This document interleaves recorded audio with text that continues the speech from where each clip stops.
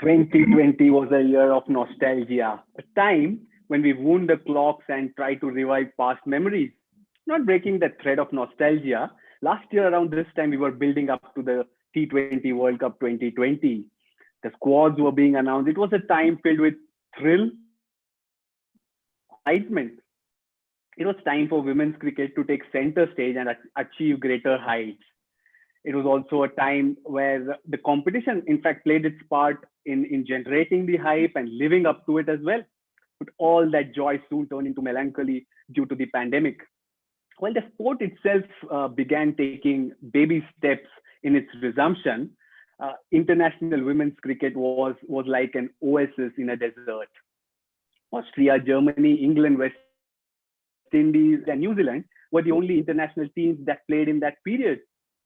It's the new year now, and the first international teams to take field this year are Pakistan and South Africa. Pakistan are touring South Africa for three ODIs and three T20Is.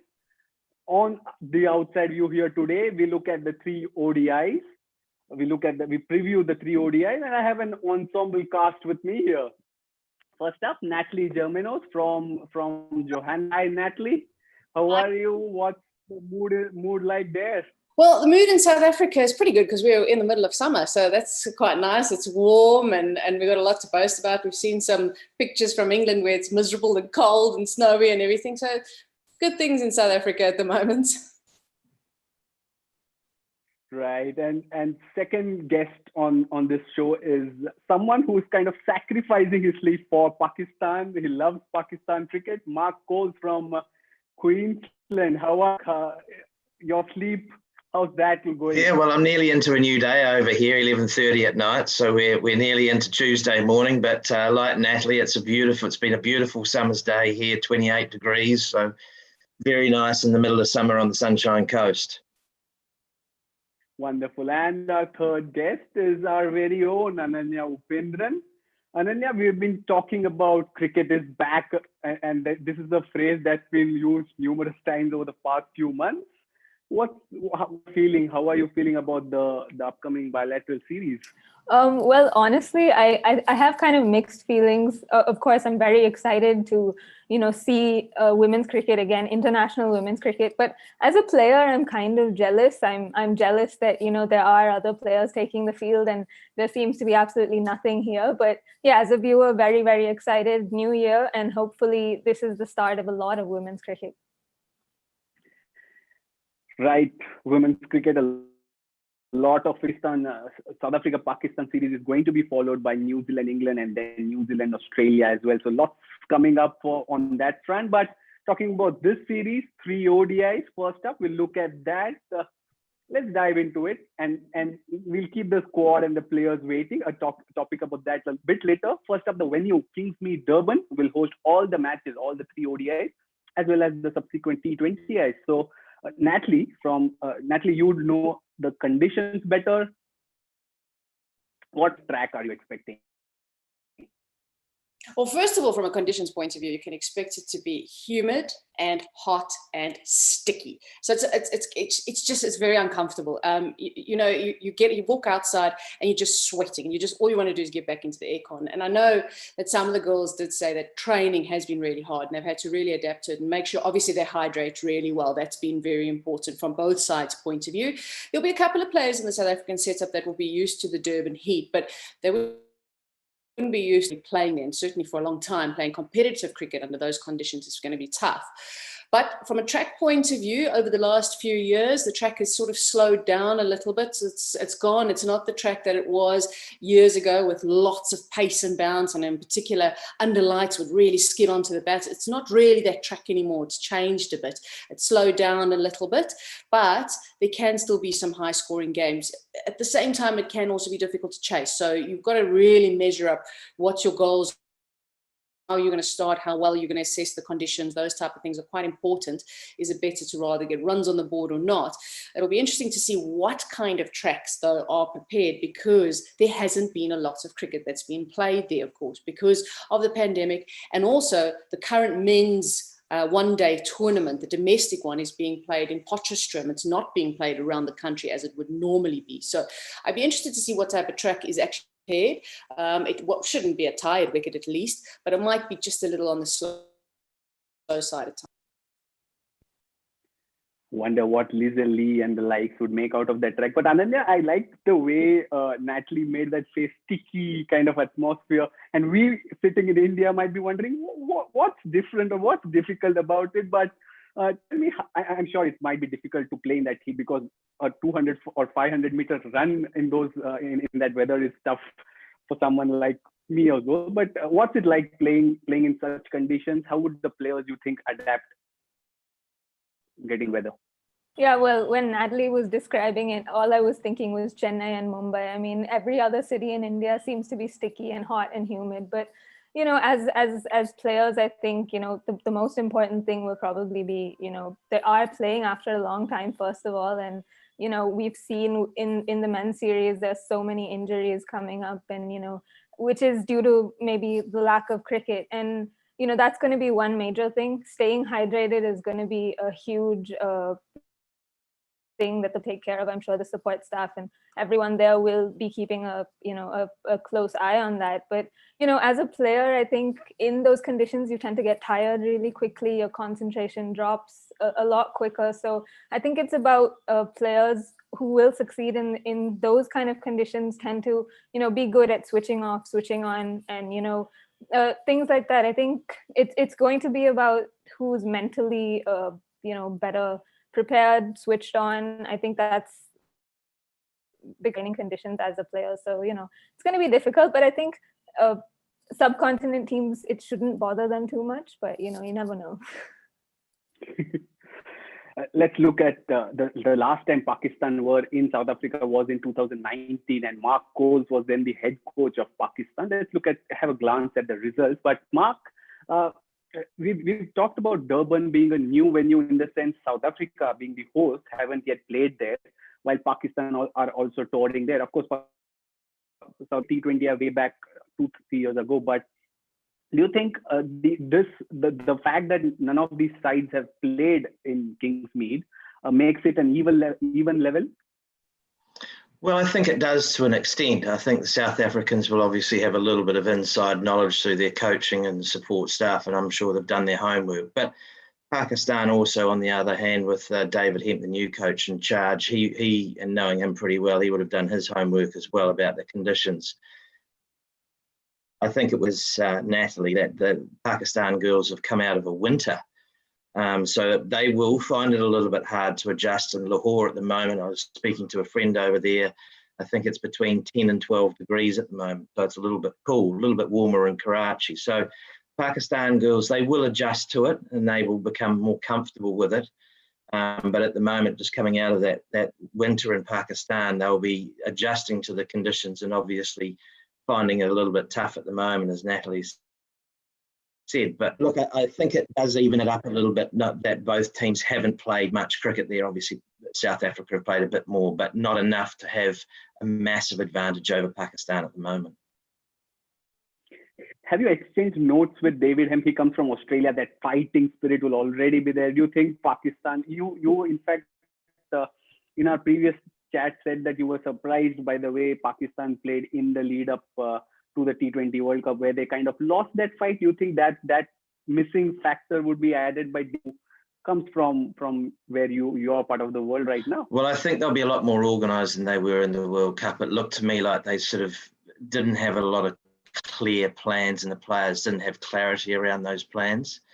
So I think this time around with David there, he's been there 2 or 3 months now. I think there'll be a lot more planning that's gone on. Players will certainly understand their roles and the roles that they play in the team.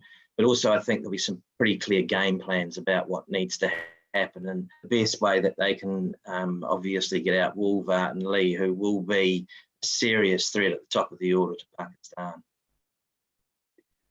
Right, 3 ODIs, the second of which is a black ODI that we are told. It's on the lines of the men's pink ODI, but the men's pink ODI also raises funds, whereas this is to raise gender-based violence awareness. So a black jersey is probably would be sported. But coming to the head-to-head, Pakistan in fact have a very it's skewed heavily in favor of South Africa. Natalie, is that we know it's an advantage, but do you think that's where they can get complacent, or is this South Africa side different from all the general teams? Well, I don't know if they would get complacent. I suppose it's easy too if you look at the history and you look at it on paper and you say, well, South Africa dominated Pakistan, especially in South Africa as well. But the conditions should suit South Africa too. So you can kind of look at it and say, South Africa generally have dominated Pakistan. But at the same time, with a different captain now as well, you've got to really be switched on too, because it's a slight bit of a difference. They would have been pretty used to Dane van Niekerk's leadership, especially through the T20 World Cup. Even though Sine Loos led them in India, it's just a very different prospect now going forward with another series with Sine Loos as well. So I think you've got to be switched on as a player, and you have to be switched on as a coaching staff as well, because there's a few differences. You don't have the services of Dane van Niekerk. It makes a big difference to the team too. And from South Africa's point of view, they know that they gained a lot of momentum in the last season. They beat New Zealand in New Zealand to qualify straight for the 50-over World Cup. That's a huge feat in itself for this team, and it just shows you the strides that they've made over the last few years. But sadly, it was all sort of cut short with the pandemic and the Australia tour being postponed and the West Indies tour as well. And then they couldn't go to England too. So I think actually, if anything, they're going to be so switched on, so rearing to go, that they're going to want to make a real impression. They know that a 50-over World Cup is also so close. It's just around the corner. I think that they should be. I'm hoping so. From my assessment from outside, they should be really switched on and really wanting to make a good impression in the series. South Africa and World Cup don't have a happy ending yet, because they almost always... Sorry? We'll leave it at the men's do that. The women have actually, I think they've done a really good job. Yeah, of course, commendable. But if you kind of just are someone who looks at results and says this team has performed well or not, you see the last two World Cups, they have semi-final exits. And of course, there was a big, massive heartbreak last year when they had almost come to touching distance. So it's still not a love story there. But Mark, Dane van Niekerk, as Natalie mentioned, is out of South African squad this season. She wasn't there last time when you people had toured, but there was Bisma Maroof with Pakistan, a central figure and almost a leader who stands up and leads pulls the squad together. She is missing this time, and there's Javeria Khan. So how do you kind of weigh Pakistan on that note? Because we all know that Javeria Khan is a reluctant leader. So on that front, what do you think? How big a void is Bisma Maroof? Oh yeah, well, you take out Bismar's leadership and you take out her runs, and that's a big thing for Pakistan to lose that. You also take out the factor that she's a left-hander, which plays a big part just to break up that order at the top there, and it gets Ismail and Cap thinking about that they don't have to bowl to a whole lot of right-handers. It just breaks it up, right-hand, left-hand combination, which is why I think Muniba Ali will play ahead of Aisha Zafar at the top of the order. Now, I think she'll open the batting, and then obviously Javeria Khan will come in at 3 and they'll have the order from there. So I think Muniba Ali will play. But yes, going back to Bismar, she's a huge loss. But I also think for South Africa, Chloe Tryon's a big loss too. She's a hard-hitting batter, and she's now bowling those left-arm tweakers.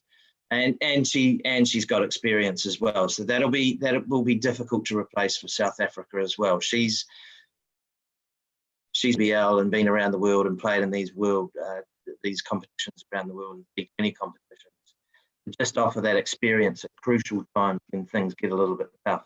So they will miss her as well, South Africa. So I see it pretty even now. South Africa have lost 2, and we've lost Bismar, who's a big loss for us. Just not looking at pure results, but just widening the scope. Ananya, we kind of saw how superb South Africa were in the T20 World Cup. The result of which was close to 8 players in the Women's Big Bash League, and Sune Lees and Ayabonga Khaka also played, in fact, in the Women's T20 Challenge. So as a squad, as a group, they might not have games together, South Africa, but they have players who played in the past few months, which is not the case with Pakistan. I know they played the national T20 tournament, but it was on a smaller scale, lesser number of games. So on that note, do you think, again, would it matter that South African players have played games, whereas Pakistan players not as much as them, or is it kind of an even ground to start with? Well, I guess if you're looking at game time, of course, I guess South Africa have a little bit of an advantage with the players having, had some game time in Australia and in the UAE. But, I think they've also had more training camps. They've had more time together as a squad, even though it was maybe a week or a couple of weeks. I think Pakistan only started to do that towards December. So I guess that way, I think South Africa may better oil, but again, going into an international series, it's completely been, they'll start on an even scale, but I think South Africa do have the advantage simply because I think they're a better oiled machine at this minute. The games are of your bubble, Mark. Last time you people, Pakistan and everybody was kind of allowed home visit. Why was that? So there was the scope to kind of take juggling this time around with the biobubble protocols in place. Well, yes, it can be, and I think it's been proven around the world in the men's game as well that there's a lot of injuries starting to happen because they can't get out, they can't do their normal things that they may do, especially the players that aren't playing can't have their normal gym sessions that they would at the grounds. It's just very, very messy. Yeah, the Pakistan girls find ways to entertain themselves, but I do think that they like going out and exploring things, as most international teams do, shopping, etc. So they will find that a little bit difficult. As you said, we took them to a wildlife park in South Africa and scared the living daylights out of them. But it was great fun, and it was a great way to fill in some time. But this occasion, they won't be doing any of that. So they will find it a little bit more restricting, as of course as well. But I just think that touring's pretty tough. You're away from family, and I know that the Pakistani girls sometimes find that particularly difficult, being away from their loved ones for extended periods of time. Our nature is such that we kind of, every dark spot or a mishap kind of always lingers in your memories. And South Africa had a mishap in the biosecure bubble during the England match, Natalie, and though there was a Sri Lanka series conducted very successfully post that, do you think on that kind of, given that Cricket South Africa would kind of have a point to prove, and all those protocols will be all the more strict and would be followed to the T? I think what is important to note is from that England men's tour is that they had integrity, and they were actually surprised themselves that there was any kind of breach in the bubble. There was 2 positive tests before they went into the men's, and they obviously didn't end.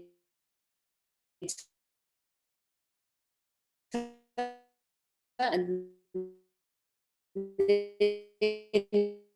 after that was where the international series. Interestingly enough, we hear stories of 2 hotel staff testing positive with the men's tour in Sri Lanka as well, but nothing's been done after that. So it's such a I think it's a real live and learn kind of process at the moment, because as much as you have to give England a lot of credit for through their summer, to get through a whole summer, to be the first to do it and to take the chance, obviously spend the money, all of those things, it's a very difficult thing to get right. And it's almost impossible to be 100% secure that everything's going to be fine, because it's something you can't see. This virus is something we we can't see. You can't pinpoint it sometimes, and tracking and tracing can be very difficult. It can also be delayed, etc., etc. So it's a very, very difficult thing to try and make sure that everything is 100% secure. But no doubt we'll be very careful. There is scheduled an Australian men's tour to come to South Africa. That this is about, one, getting cricket underway, but also money is very important at the moment. And these are tours that bring in money to the country so that you can carry on with other tours and develop, make sure this all goes well, as it did with the Lanka men's tour, as you said. It went hard, apparently, so there wasn't any more clubs that came into the country. Apparently, no signs of that, but it all went well. We hope we set up, and we did it during the WBBL, so they'll have a better idea, because that was a very, very tight-knit biosecure bubble in WBBL too. So there'll be 8 of the players that leave, so they can maybe impart, obviously, a little bit of, maybe just not even necessarily knowledge, but just sort of support for the rest of the girls who haven't been there before. Yeah, it's fair when you say that you can't really be 100% sure, because we're seeing that UAE versus, despite being a 4-4 talked about squad, remember Pakistan have a 17-member squad, while the host South Africa have 18 players to choose from. Yeah, well, I think both Mark and Natalie covered it. I think what struck me was, like Pakistan, the amount of spinners that they have. South Africa, I think, just the absence of their skipper. For me, it'll be interesting to see how South Africa cope with that, because I think in the one-day tournament, or one-day series, it'll be, they'll have to around 14 to 15 overs, and how do they do that? Who does that for them? I think it's an opportunity in both sides to, for the younger players to step up, or the less established players like a Nadine de Klerk, I suppose, to kind of cement. I think looking at them, I still think South Africa looks stronger. And I think that's because of the absence of Bisma Maroof. She's such a big player for them. And I think her absence leaves such a big hole. And of course, they haven't come spinner to step up for them. So, Nida Dar's role is going to be very crucial there. Will Saida Aroob Shah, be blooded as the next, I suppose, spearhead spinner? There's so many questions that I think are surrounding that Pakistan squad. So for me, when I look at the Pakistan squad, it's more, I have questions. And when I look at the South Africa squad, while there are, absences that they have to account for, I think they look more stable. There is a stable core there, and there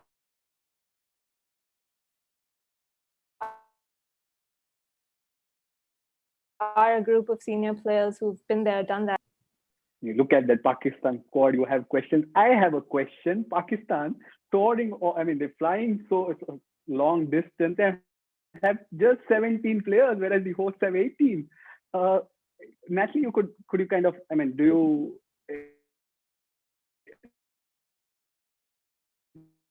does it make sense?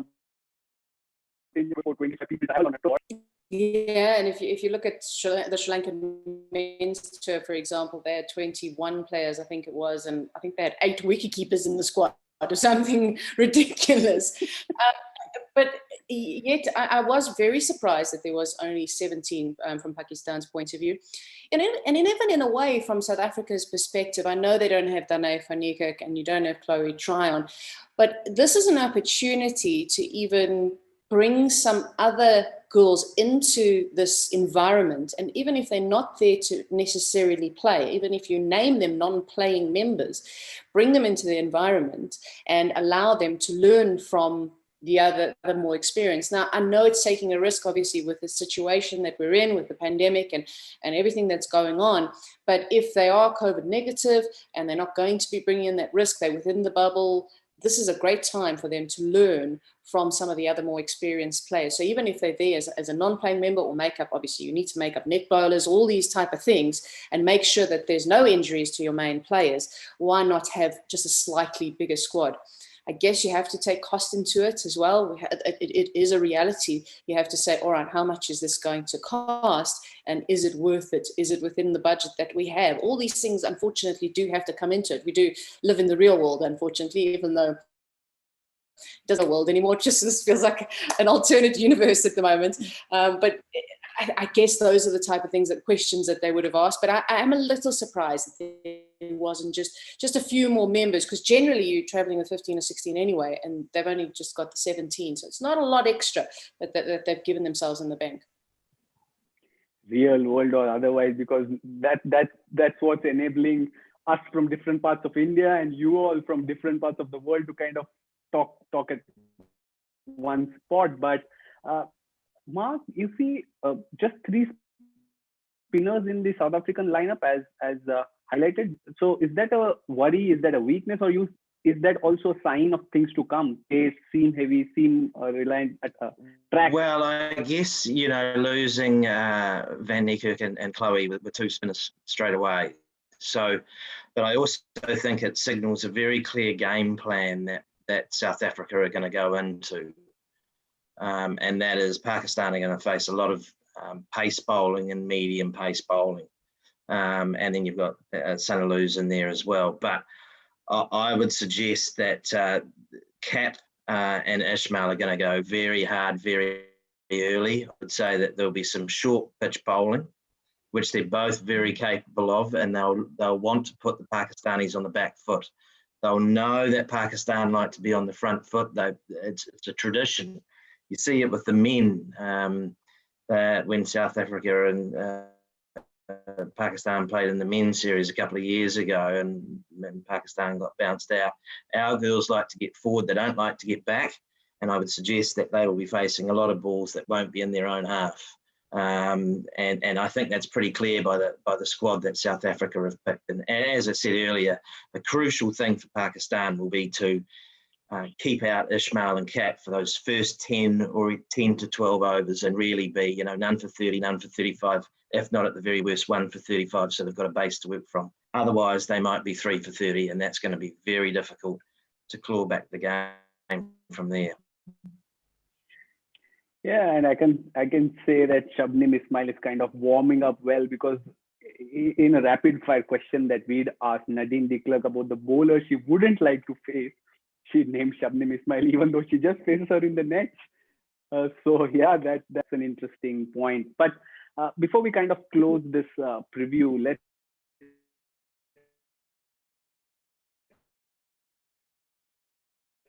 kind of pick up 2 key players. Well, I think it's hard to go past someone like Laura Wilford, who's had an incredible, I suppose, last couple of years. She's kind of finding her own in the international circuit. She's an established ODI batter, so has come off of an excellent WBBL. So both of them, for me, I think she, like Mark said, with her pace, with her ability to bowl a really heavy ball, a good bouncer. Mark, your choices, 2 key players for South Africa. Yeah. Well, I think we forget about Mignon du Preez. I think she's an outstanding cricketer, and she's had a really good WBBL here. So she just sort of hangs around, but she does a job really, really well. But look, I mean, you could pick out the Pat. You just keep going. I mean, it's some really the young girl Van Niekerk. I mean, you just keep going. So, but for me, I think Mignon du Preez, and I would never say anything against Ishmael, because I think she's a fantastic person, but she's, like Cap, a wonderful competitor as well. So, and I wouldn't like to face her either, just quietly. Ananya, not done. Ananya, you didn't pick Mignon du Preez, but at least someone pick her as the key player. Well, for me, it's whether I say it or not, she's always going to be a key player. So yeah, no, that's just covering up for it. Natalie, your choices? Look, I mean, there's no doubt that I think that the couple of players that are obviously on the tips of everyone's tongue is Laura Wolfart because of the form that she's been in. Obviously, Ishmael and Cup are always ones that are spoken about, and for the reasons that Mark was saying, they want to put them on the back foot. They want the pace. But I actually think that some of the players that will be key for South Africa, if South Africa are to do really well in this series, would be Lizelle Lee, because she needs to complement Laura Wolfart at the top of the order. I kind of feel very secure with Laura Wolfart, especially in the one-day internationals and the form that she's been in. I think Lizelle Lee needs to find her consistency a little bit and find a way to be destructive for a longer period of time. So Lizelle Lee, if she performs well, Pakistan, I think, would find it really, really difficult.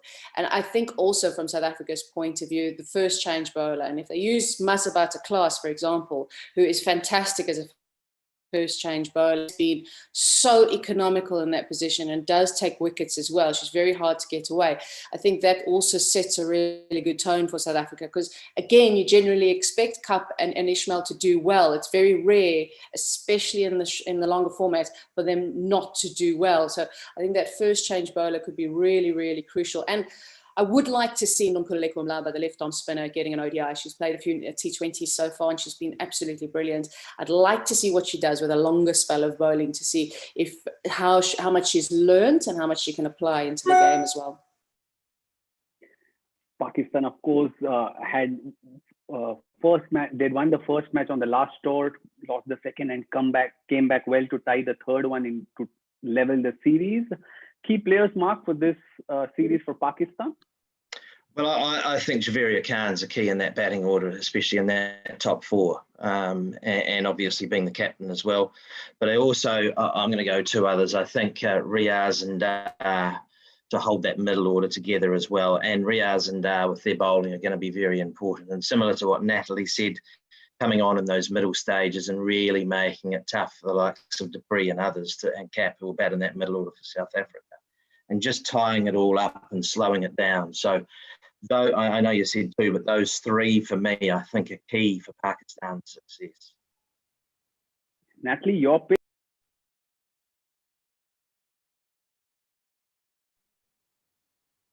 If I look at the team itself from Pakistan's point of view, I like the point that Mark made about Muniba Ali, using her because she's a left-hander, and I think that does break things up quite nicely.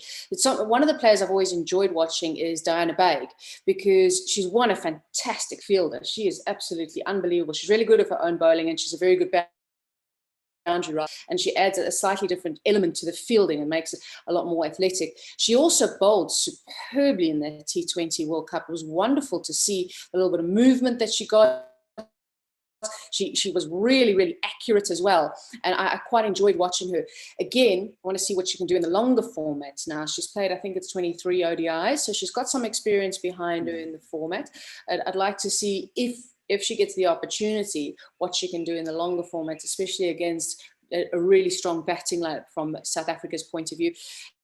Nida I've always enjoyed watching her play. There's something about her. I think she's got like an X factor about her. I really enjoy watching her. She brings something special to the team.